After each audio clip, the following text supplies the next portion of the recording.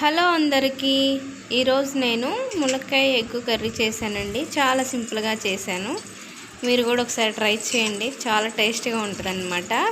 నిన్న నేను దోసకాయ ఎండు రొయ్యలు చేశాను కదండి. మీరు ఒకసారి చూడండి నా ఛానల్లోకి వెళ్ళి. నా ఛానల్ నేము కవిత టేస్టీ క్రియేషన్స్. వెళ్ళి చూడండి, చాలా టేస్టీగా ఉంటుంది.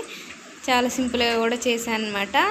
ఈరోజు అయితే ములక్కాయ ఎగ్ కర్రీ చేశాను. ముందు ఆయిల్ వేసుకొని, ఆయిల్ వేడిన తర్వాత కొంచెం జీలకర్ర, అలాగే కొంచెం ఆవాలు, అవి కూడా చిట్టుపెట్టలాడిన తర్వాత ఇంకా ఉల్లిపాయలు, పచ్చిమిరపకాయలు, కరివేపాకు ఇవి కూడా నిదానంగా వేయించుకోవాలండి. గోల్డ్ కలర్ వచ్చేంత వరకు వేయించుకోవాలన్నమాట.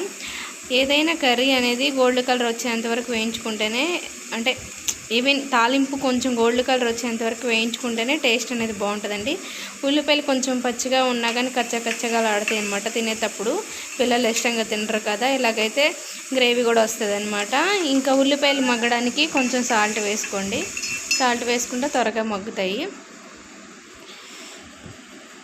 నా రెసిపీస్ మీకు నచ్చితే ఖచ్చితంగా లైక్ చేయండి, షేర్ చేయండి, కామెంట్ చేయండి. అబ్బా, ఒక స్పూన్ అల్లం వెల్లుల్లి పేస్ట్ వేసుకున్నాను. ఆనియన్స్ మగ్గాయి. ఇంకా ఈలోపు పసుపు కూడా వేసుకున్నాను అనమాట. ఈ రెండు తాలింపులో వేగితే ఇంకా బాగుంటుందండి టేస్ట్ అనేది. అవి కూడా గోల్డ్ కలర్ వచ్చేంత వరకు, పచ్చివాసన పోయేంత వరకు వేయించుకోండి. అల్లం వెల్లుల్లి పేస్ట్ తర్వాత ఏవైతే ఉన్నాయో ములక్కాయలు, అవి నీట్గా కట్ చేసుకొని తొక్కలు అవన్నీ తీసేసుకొని కడిగేసుకొని ఇంకా అలాగా తాలింపులో వేసుకోవాలండి. చాలామంది తాలింపులో వేయరండి. నేనైతే ములక్కాడలు అనేది తాలింపులోనే వేస్తానమాట. అలాగే వేస్తేనే టేస్ట్ బాగుంటుంది. అవి కూడా పచ్చివాసన అనేది పోతుంది అనమాట. తాలింపులో వేగితేనే ఒక 2 మినిట్స్ మగ్గించుకోవాలండి తాలింపులోని. అప్పుడు పచ్చివాసన అనేది పోయి అవి కూడా కొంచెం లైట్గా ఆయిల్లో వేగుతాయి అనమాట. ఇంకా అవి వేగిపోయిన తర్వాత ఏవైతే టమాటాలు ఉన్నాయో అవి కూడా మనం వేసుకొని సిమ్లో ఒక 5 మినిట్స్ మూత పెట్టుకొని మగ్గించుకుంటే చాలా బాగుంటుందండి. మీరు కూడా ట్రై చేయండి కంపల్సరీగా. నా వీడియోస్ ఎలా ఉన్నాయి, నా వంటలు ఎలాగ ఉన్నాయో కామెంట్ చేయండి. ఈరోజు అయితే నేను త్వరగా ఎర్లీగా చేశాను అనమాట. నా 11:30కి అయిపోయింది నా కర్రీ అనేది. ఇంకా వీడియో చేయాలి కాబట్టి మళ్ళీ నేనే మిక్సింగ్ చేసుకోవాలి, డబ్బింగ్ చెప్పుకోవాలని చెప్పేసి త్వరగా చేశాను అనమాట. కొంచెం స్పీడ్గా పెట్టానండి. అక్కడైతే స్లోగానే చేశాను కానీ వీడియో అనేది స్పీడ్గా పెట్టుకున్నాను అనమాట. ఇంకా అలాగా ఒక 2 మినిట్స్ మగ్గించుకుంటే టమాటాలు, ఉల్లిపాయలు అన్నీ మగ్గుతాయండి. గ్రేవీ లాగా వస్తుంది అనమాట. అవి పూర్తిగా మగ్గిపోయిన తర్వాత కొంచెం కారం వేసుకొని 2 మినిట్స్ మగ్గించుకోవాలండి.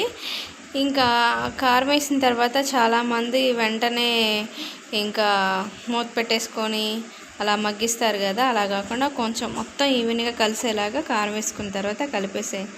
మొత్తం కలిసిపోయిన తర్వాత ఇంకా ఇప్పుడు 2 మినిట్స్ మూత పెట్టించుకొని మగ్గించుకుంటే ఇంకా ఆయిల్ అనేది కొంచెం లైట్గా వస్తుంది అనమాట. ఇంకా తర్వాత మనం ఏదైతే ఉన్నాయో మసాలా నీళ్ళు అవి కొంచెం పోసుకోవాలండి గ్రేవీ కోసం.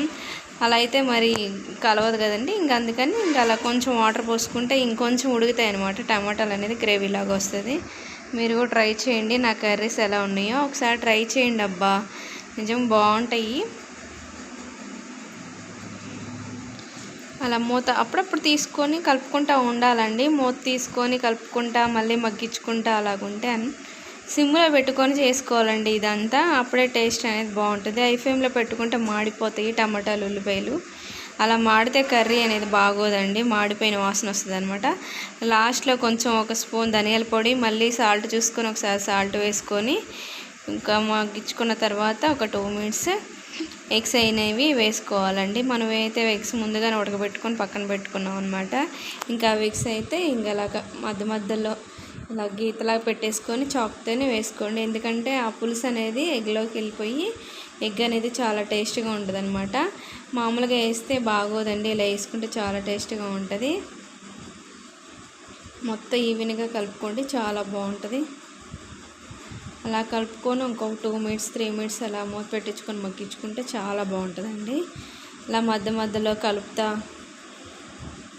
చూసుకుంటూ ఉండాలండి, లేదంటే మాడిపోద్ది అనమాట అడుగు అనేది. కర్రీ అసలు అడుగు అనేది మాడితే అస్సలు బాగోదండి, టేస్టీ ఉండదు అనమాట. మనం ఏదైనా టేస్ట్గా చేసుకొని తినాలని కొంచెం టైం పట్టిద్దండి. నేను ఎప్పుడు ఏ వంట చేసినా నాకు నచ్చేలాగే చేసుకుంటానండి, అసలు తొందరగా చేసుకోను.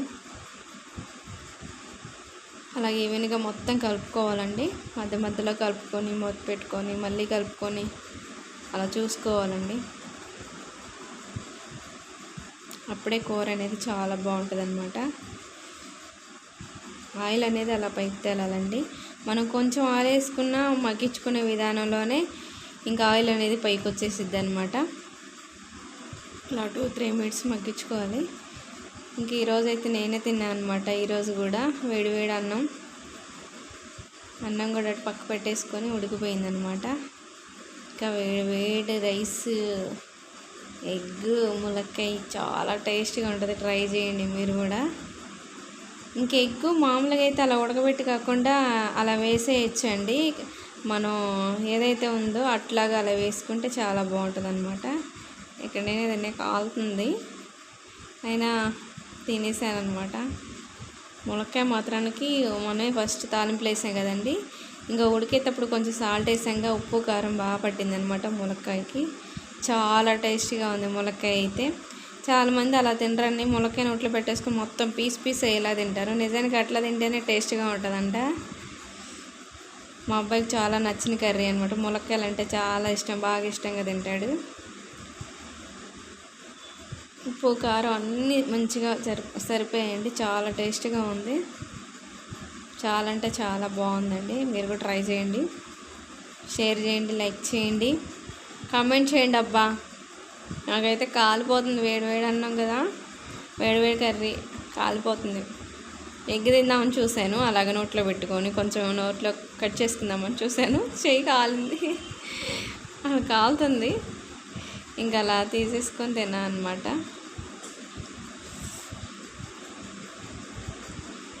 టేస్ట్ మాత్రం చాలా బాగుంది, చాలా అంటే చాలా బాగుంది.